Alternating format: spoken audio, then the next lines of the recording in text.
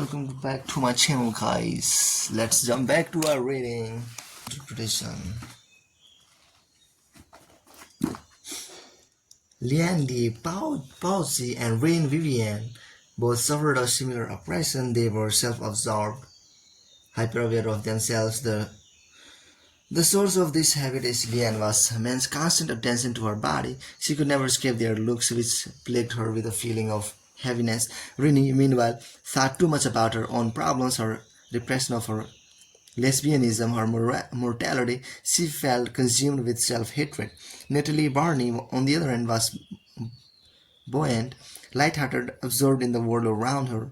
Her seductions, and by the end of her life, they numbered well into the hundreds, and all had a similar quality. She took the victim outside herself, directing her attention towards beauty, poetry, the innocence of sapphic love. She invited her women to participate in a kind of cult in which they would worship these sublimities. To heighten the cult-like feeling, she involved them in a little rituals. They would call each other by new names, send each other poems in daily telegrams, wear costumes, make pilgrimages to holy sites.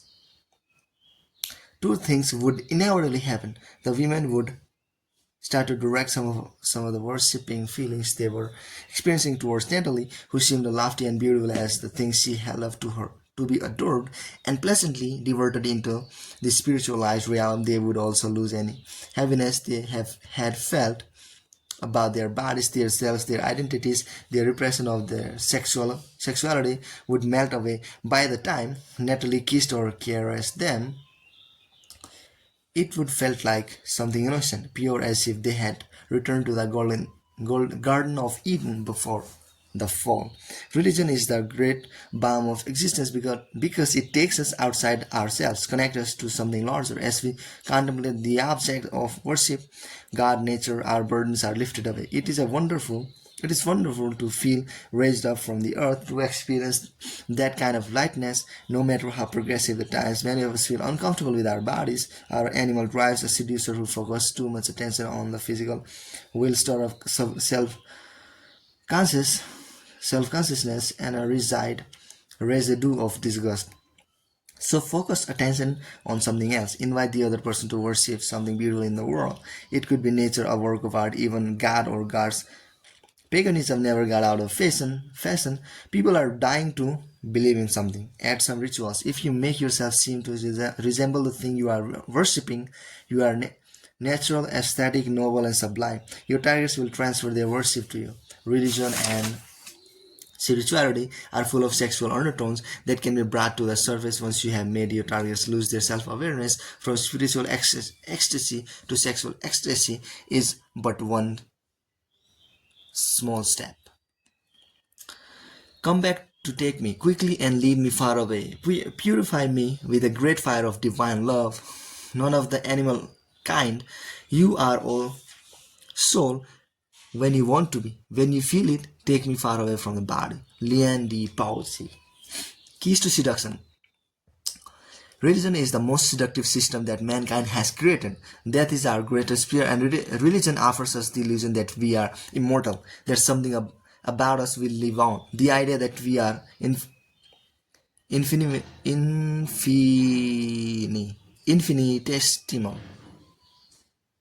infinitesimal part of a vast and indifferent universe is terrifying. Religion humanizes the universe, makes us feel important and loved. We are not animals governed by uncontrollable drives, animals that die for no apparent reason, but creatures made in the image of a supreme being. We too can be sublime, rational, and good. Anything that feeds a desire or a wished for illusion is seductive, and nothing can match religion in this arena. Pleasure is the bait that you use to lure a person into your web, but no matter how clever a seducer you are, in the back of your target's mind, they are aware of the end game, the physical conclusion towards which you are heading. You may think your target is unrepressed and hungry for pleasure, but almost all of us are plagued by an underlying unease with our animal nature. Unless you deal with this ease, your seduction, even when successful in the short term, will be superficial and temporary. Instead, like Natalie Barney, try to capture your target soul to build the foundation of a deep and lasting seduction, lure the victim deep into your web with spirituality, making physical pleasure seem sublime and transcendent. Spirituality will disguise your manipulations, suggesting that your relationship is timeless and creating a space for ecstasy in the victim's mind. Remember this, that seduction is a mental process, and nothing is more mentally intoxicating than religion, spirituality, and the occult. In Gustave Flaubert's novel Madame Bovary, Rudolph Boulanger visits the country doctor Bovary and finds himself interested in the doctor's beautiful wife, Emma. Boulanger was brutal and shrewd. He was something of a consumer. There had been many women in his life. He sensed that Emma is bored. A few weeks later, he managed to run into her at a country fair where he gets her alone. He affects an air of sadness and gloom. Many's the time I've passed a cemetery in the moonlight and asked myself if I wouldn't be better off lying there with the rest. He mentions his bad reputation. He deserves it, he says. But is it his fault? Do you really not know that there exist souls that are ceaselessly in torment? Several times he takes Emma's hand, but she politely withdraws it. He talks of love, the magnetic force that draws two people together. Perhaps it has roots in some earlier existence, some previous incarnation of their souls. Take us, for example. Why should we have met? How did it happen? It can only be that something in our particular inclinations made us come closer and closer across the distance that separated us. The way two rivers flow together, he takes her hand and again, and this time she lets him hold it. After the affair, he avoids her for a few weeks, then suddenly shows up, claiming that he tried to stay away, but that fate, destiny has pulled him back. He takes Emma riding. When he finally makes it his move, in the words she seemed frightened and rejected his advances. You must have some mistaken idea, he protests. I have you in my heart like a Madonna on a pedestal. I beseech you, be my friend, my sister, my angel. Under the spell of his words, she lets him hold her and led her deeper into the woods, where she succumbs.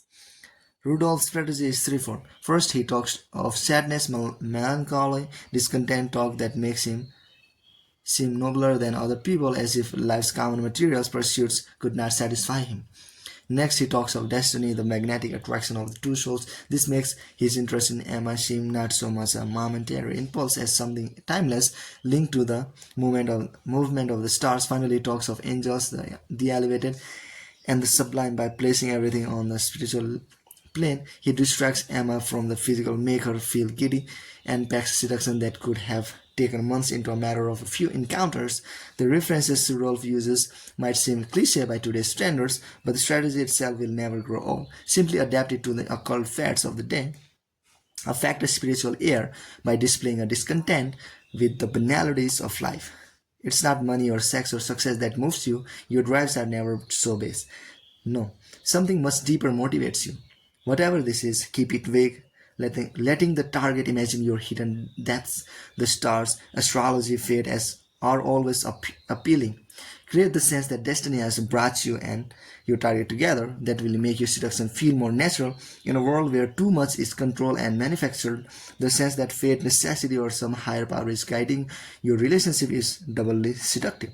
If you want to wave religious motives into your seduction, it's always best to choose some distant, exotic religion with a slightly pagan air. It's easy to move from a pagan spirituality to a pagan earthiness. Timing counts. Once you have stirred your target souls, move quickly to the physical, making sexuality seem merely an existence of the spiritual vibration you are experiencing. In other words, employ the spiritual strategy as close to the time for your bold move as possible. The spiritual is not exclusively the religious or the occult. It's anything that will add a sublime, timeless quality to your seduction. In the modern world, culture and art have in some ways taken the place of religion. There are two ways to use art in your seduction. First, create it yourself in the target's honor. Natalie Barney wrote poems and barged her targets with them. Half of Picasso's appeal to many women was the hope that he would immortalize them in his paintings. For Ars longa, vista brevis, art is long and life is short. As they used to say in Rome, even if your love is a passing fancy, by capturing it in a work of art, you give it a seductive illusion of eternity. The second way to use art is to make it ennoble the affair, giving your seduction an elevated edge. Natalie Barney took her targets to the theater, to the opera, to museums, to places full of history and atmosphere. In such places, your souls can vibrate on the same spiritual wavelength. Of course, you should avoid work of art that are earthly or vulgar, calling attention to your attention. The play, movie, or book can be contemporary, even a little raw, as long as it contains a novel message and is tied to some just cause. Even a political movement can be spiritually uplifting.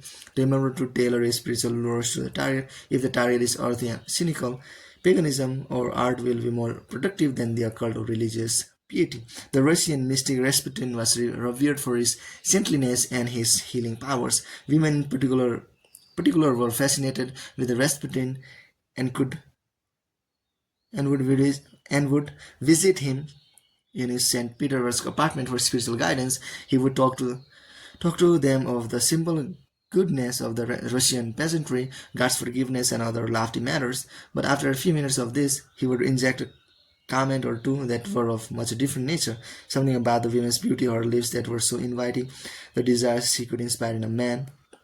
He would talk of different kinds of love of God, love between friends, love between a man and a woman, but mix them all up as if they were one. Then, as he returned to discussing spiritual matters, he would suddenly take the woman's hand or whisper into her ear. All this would have an intoxicating effect. Women would find themselves dragged into a kind of maelstrom, both spiritually uplifting and sexually excited. Hundreds of women succumbed during the spiritual visits, for he would also tell them that they could not repent until they had sinned. And who better to sin with than Rasputin? Rasputin understood the intimate connection between the sexual and the spiritual. Spirituality, the love of God, is a sublimated version of sexual love. The language of the religious mystics of the Middle Ages is full of erotic images. The contemplation of God and of the sublime can offer a kind of mental orgasm. There is no more seductive brew than the combination of the spiritual and the sexual, the high and the low. When you talk of spiritual matters, then let your looks and physical presence hint of sexuality at the same time. Make the harmony of the universe and union with God seem to confuse with physical harmony and the union between two people. If you can make the end game of your seduction appear as a spiritual experience, you will heighten the physical pleasure and create a seduction with a deep and lasting effect. The symbol. The stars in the sky, objects of worship for centuries and symbols of the sublime and divine.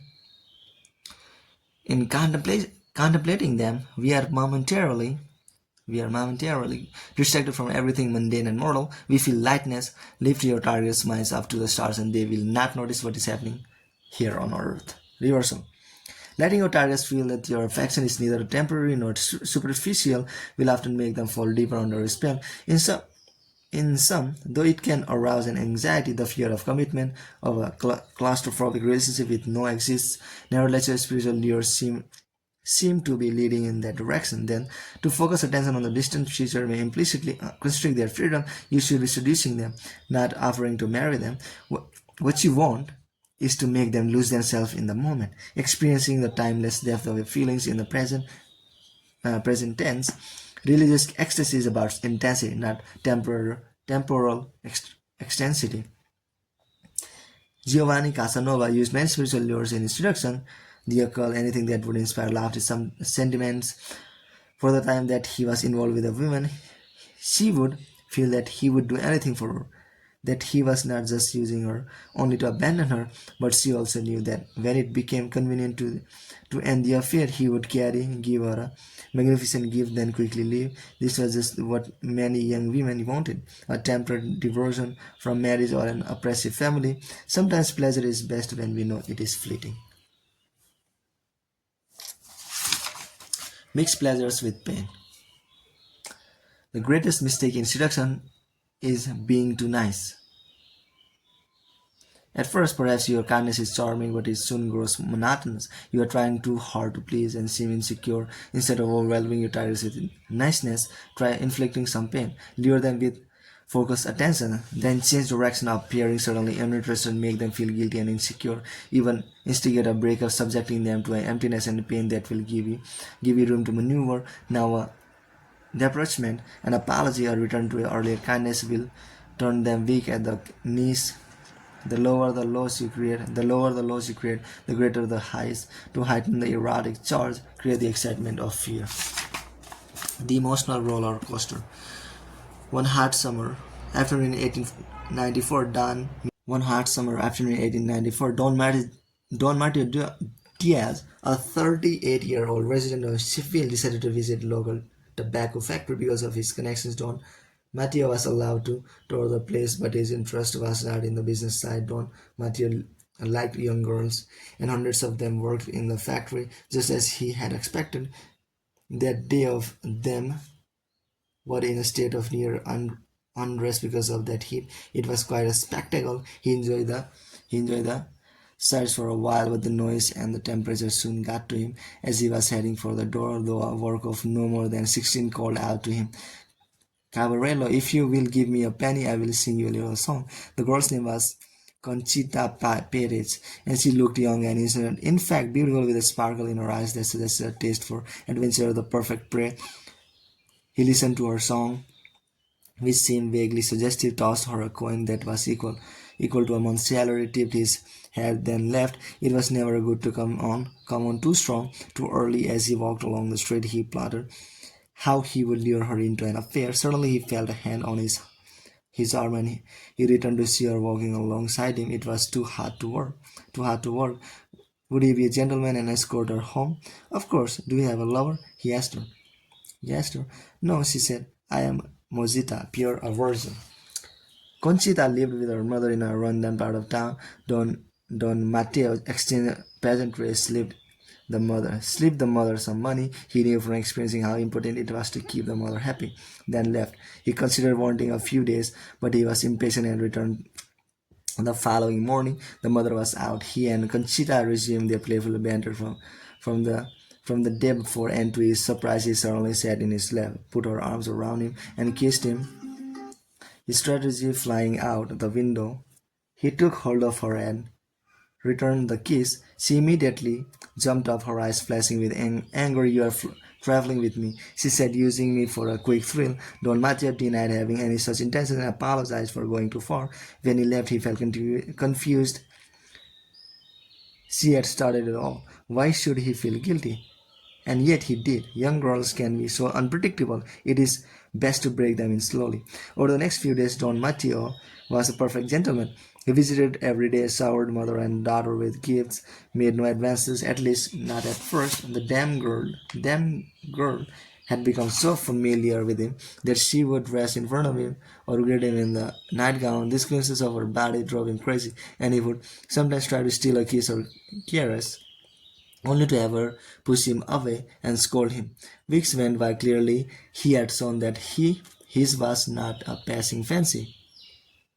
Tired of the endless courtship, he took Conchita's mother aside one day and proposed that she set the girl up in a house of her own. He would treat her like a queen. She would have everything she wanted. So of course would her mother. Surely his proposal would satisfy the two women. But the next day a note came from Conchita expressing not gratitude but recrimination. He was trying to buy her love. "You shall never see me again," she concluded. He hurried to the house only to discover that the women had moved out that very morning without leaving word where they were going. Don Matteo felt terribly. Yes, he had acted like a boor. Next time he would wait months or years if need be before being so bold. Soon, however, another thought assailed him. He would never see Conchita again. Only then did he realize how much he loved her. The winter passed, the worst of Matteo's life. One spring day he was walking down the street when he heard someone calling his name. He looked up. Conchita was standing in an open window, beaming with excitement. She bent down towards him and he kissed her hand beside himself with joy. Why had she disappeared so suddenly? It was all going too quickly, she said. She had been afraid of his intention and of her own feelings, but seeing him again, she was certain that she loved him. Yes, she was ready to be his mistress. She would prove it. She would come to him. She would come to him. Being apart had changed them both, he thought. A few nights later, as promised, she appeared at his house. They kissed and began to undress. He wanted to save her every minute, to take it slowly, but he felt like a case Bull finally set free. He followed her into bed, his hands all over her. He started to take off her underwear, but it was laced up in some complicated way. Eventually, he had to sit up and take a look. She was wearing some elaborate canvas contraption of a kind he had never seen. No matter how hard he tugged and pulled, it was never come off. He felt like he didn't consider he was so distraught, but instead he started to cry. She explained she wanted to do everything with him, yet to remain a Majita. This was her protection. Exasperated, she sent her home. He sent her home. Over the next few weeks, Don Matteo began to reassess his opinions of Conchita. He saw her flirting with other men, and dancing a suggestive flamenco in a bar. She was not a Majita, he decided. She was playing him for money. Yet he could not leave her. Another man would take his place, an unbearable thought. She would invite him to spend the night in her bed as long as he promised not to force himself on her, and then, as if to torture him beyond reason, she would get into bed naked, supposedly because of the heat.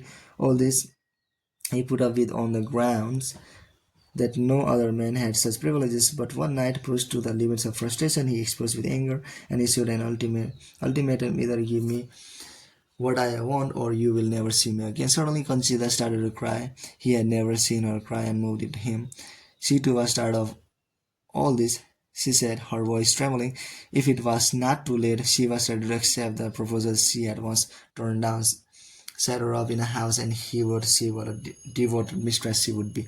Don Matteo wasted no time. He bought her a villa, gave her plenty of money to decorate it. After 8 days, the house was ready. She would receive him there at midnight. What joys awaited him!